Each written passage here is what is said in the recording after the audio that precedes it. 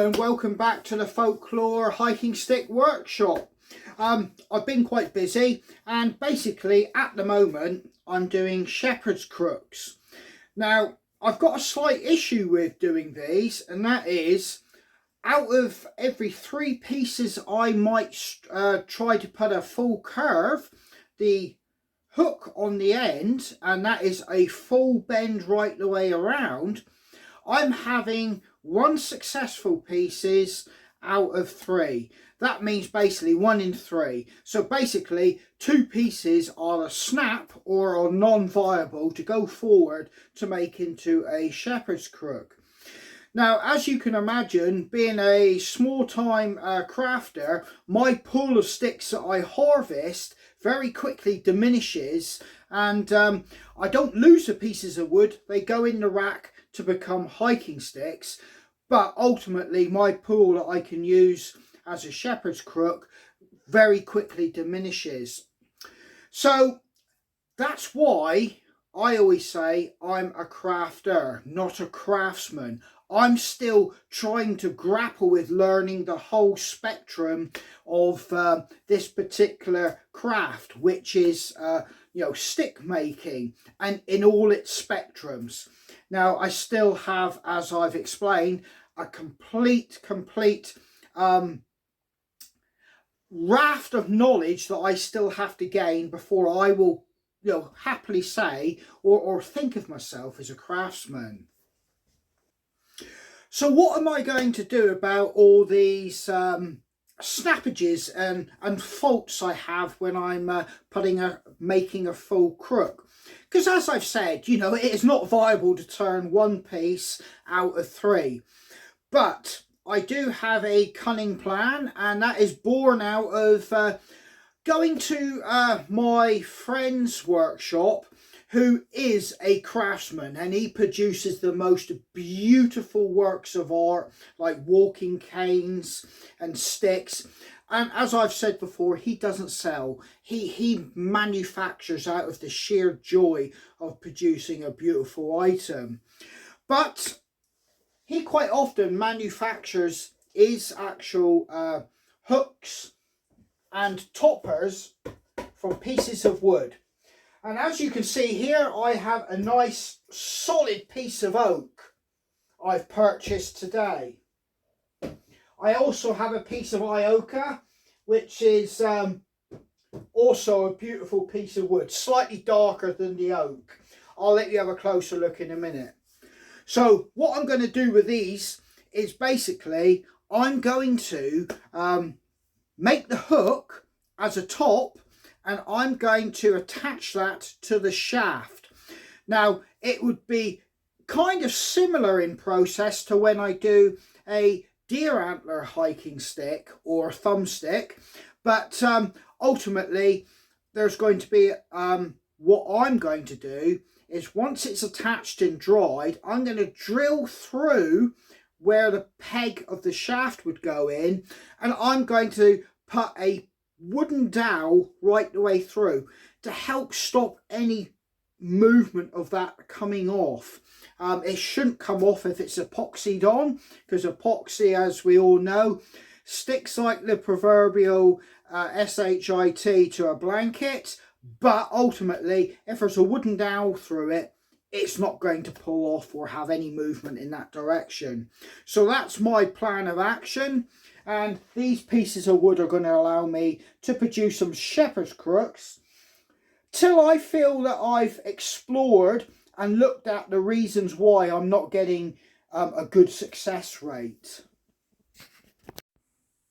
So here's the pieces of wood, and you can quite clearly see the difference in coloration, and also the grain on this wood here looks to be a lot tighter than the oak.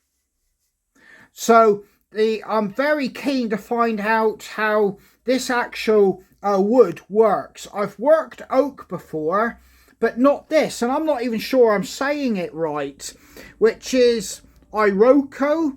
I'm hoping I've got it right, but in any case, these are the pieces of wood I've bought today. The oak was the dearest. and I paid £22 for this length here, and I paid £18 for this. So ultimately I can't really afford to mess up with these pieces of wood. I have to use them fully and produce some nice crooks from them. So what the purpose of this video is just me talking about the fact I classify myself as a crafter, and I don't feel ashamed to say that, because quite simply the main bulk of my items that I sell are hiking sticks, which I successfully straighten, I successfully manufacture wood burn, put tips on and make nice features. I'm really happy to call myself a hiking stick maker. But ultimately, as a stick maker, you eventually get asked to do other things, or you want to try other things outside of your remit or your comfort zone, because ultimately that is just how, you know, a crafts person thinks. You want to try the next level or sidestep and see what the process is to do something else. So, you know, ultimately that's where I'm at with my crafting.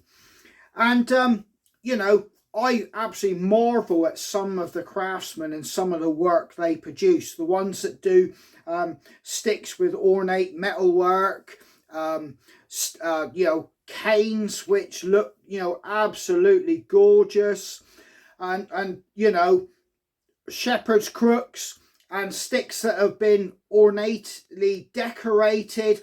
I'm in awe at what some of these people do with their hiking sticks and other forms of sticks. So I am actually in the process of trying to learn all the other art forms, but I am kind of stuck with my selling of, if I was to make these items, I personally wouldn't have a market for it. The market is pretty saturated with people in the middle to the upper end of the stick making bracket. And I'm always open and honest and say I stick firmly at the bottom. I produce a cheap hiking stick which will fulfill its role, and it's of a good solid construction and quality which will allow you to use it in harsh conditions. After all, you don't want to pay £70 to £100 for a very fine stick of any sort and then start having to whack brambles down, throw it over hedges and be shoving it in marshes and rivers. Whereas something I produce is produced solely for that purpose. So you can see I've already got a piece of hazel which I'm going to use here, and I'm quite happy with this particular shank. And yeah, it's a nice solid piece. I've kind of got the design I want, although I'm not quite sure how thick I want it. I'm not too worried, because once I attach it I can always sand it back down to what rough shape I want. But this is going to be my rough shape. Before I start cutting it, I'm just going to sit and think about it first. And as the old saying goes, you know, measure twice, cut once.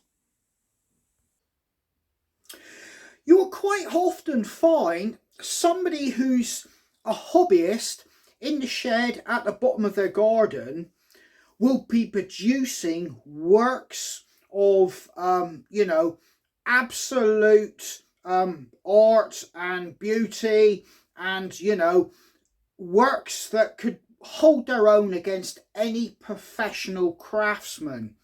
Quite simply because a craftsman who is having to turn over a profit and gain a living from it, you know, no matter if they're turning out really good quality pieces, a hobbyist at the bottom of the garden who can spend, you know, days if not weeks to produce that one item with no worry about any financial implications on doing so, can easily be producing a finer piece of, or a quality piece, than the craftsman. Now, that's not saying, you know, that that's the general case. I'm just saying that there's a lot of hobbyists out there beavering away in workshops and sheds for their own personal pleasure, producing outstanding pieces of, you know, work. And the actual craftsman is always up against, if they're trying to do it for a living, they do have the financial cost and implications. Time is money, and obviously everything that they do on that item has a cost to some point, which they have to think about. Like I've just discussed, myself as a crafter, I do have those considerations, but I've already stated I'm firmly at the bottom end of the market. My hiking sticks, as a rule, you know, £15, that's not a lot of money. You can't even get a portion of fish and chips down here in Cornwall for that in some of the tourist areas. And yet my hiking stick will allow you to go hiking, aid you, be a companion, and it will last you years and years. Whereas your fish and chips, in your mouth and it's gone. So that's where I kind of sit. Although when I sell online, I do often have to factor in, or I do have to factor in, the selling site will take a cut. I then have to pay postage. I then have to pay to wrap the item, and I also have my own time and fuel to get to the post office. So obviously that gets factored onto that £15 stick. And if it's over 120 centimetres, that yet again can mean it's going to cost more due to the courier prices. So as you can see, there's not a huge room for me to make a lot of money from it. In fact, my biggest selling point is when I sell in my stall outside my house, because obviously I can sell, you know, for the cost of that stick, say £15, and basically it's picked up by the customer. I don't incur no costs in that way. So, you know, ultimately I do prefer to sell through my stall outside my house. If you choose to go to a Craftsman for a item, you are getting a quality item, you know, or it should be a quality item that comes with a reputation and respect that's been earned by being a craftsman that is producing items by his own hands that warrant that title of him being a craftsman. And that's ultimately where my bar is to try and reach. I'm very proud of what I turn out and I sell, but like I said, with those shepherd's crooks, I'm open and honest that I still have a long way to become a fully fledged craftsman. And I hope you can see that if you're a hobbyist, a crafter or a craftsman, there's still a place for you, you know, with your products and how you're going about it and what you're doing. And however you label yourself or however other people label you, it's all about how you feel and how you feel about the product that you're making and have in your hand. Now, you know, I'm going to crack on with this here. I'm going to cut this out. And that looks like a really solid hard piece of wood there. So this isn't a tutorial. I'm not about making shepherd's crooks. I'm just explaining that, you know, just even a stick maker on YouTube, you know, still has a lot to learn. And I'm just being open and honest. So this is Andy from Folklore Hiking Sticks. I've got to crack on and see if this works. Okay, all the best. Stay safe.